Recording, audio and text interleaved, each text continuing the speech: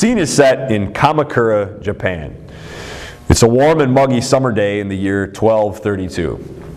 The only noise to be heard is the clanking of the swords of the young samurai training to guard the imperial family. These samurai warriors are being trained to fight, but they are also being instilled with a value system called Bushido, meaning the way of the warrior.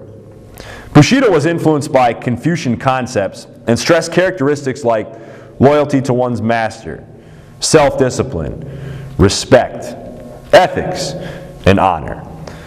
Some samurai would go as far to commit ritualistic suicide, or something they called seppuku, by slicing their abdomen rather than be captured. Honor was the most important thing in these warriors' lives. And the power behind these warriors was not just the precision of their sword, but it was also the precision of their hearts and mind. The samurai warriors were a distinct part of Japanese culture and history, and their integration of rituals into war is a great example and transition into how important religion is to them. Japan's two major religions are Shinto and Buddhism. Now, Buddhism is fairly well known, so I'll focus here on Shinto. Shinto, which means the way of the gods, has no absolutes. No absolute right, no absolute wrong, and nobody is perfect.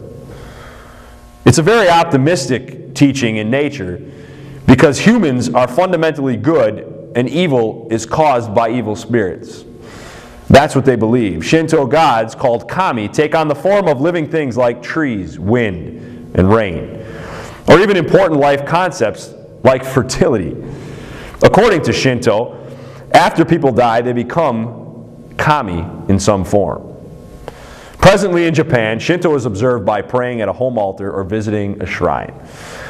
Talismans are made available for things like traffic safety, good health, success in business, safe childbirth, and good exam performance. All of these things are brought before these shrines, and the Japanese believe that their prayers will be answered. One other interesting note is that the Japanese perform weddings using Shinto, but not funerals. Funerals are thought to be impure and are left to Buddhism. So there's a brief excerpt on Japanese warriors and religion. The last part of Japanese culture I'd like to focus on and explore is the food. More specifically, its most popular dish, sushi. Sushi has become famous inside and outside of Japan. The Japanese, however, prepare it and eat it on special occasions such as a celebration. Originally, during the Edo period, the word sushi referred to pickled fish conserved in vinegar. Today, it's better defined as a dish containing rice which has been prepared with sushi vinegar. There are many kinds of sushi, but I'll give you a few examples. Nigiri. Small rice balls with fish, shellfish, etc. on top. There are countless varieties of nigiri sushi, some of the most common ones being tuna, shrimp, eel, squid, octopus, and fried egg. Another one is gunkan. Gunkan is made of small cups made with sushi rice and dried seaweed filled with seafood, etc. There are countless varieties of gunkan sushi, some of the most common ones being sea urchin and various kinds of fish eggs. Now the most popular one, norimaki, is very commonly known in the United States. This is simply sushi rice and seafood rolled in dried seaweed sheets. There are countless varieties of sushi rolls, differing in ingredients and thickness.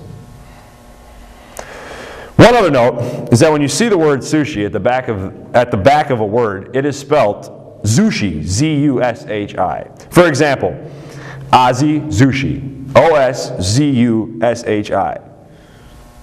So there you go. Samurai, religion, and sushi. Japanese culture in a nutshell, right?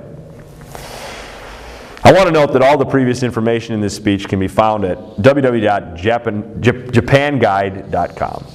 Once again, that's www.japanguide.com. So I figured I would close this short exploration of Japanese culture with a link to one of the most basic, simple, well-liked sushi recipes, the California roll. This recipe can be found at the link that will be listed below this YouTube video. I hope you've enjoyed our expedition of Japanese culture, and thank you for your time.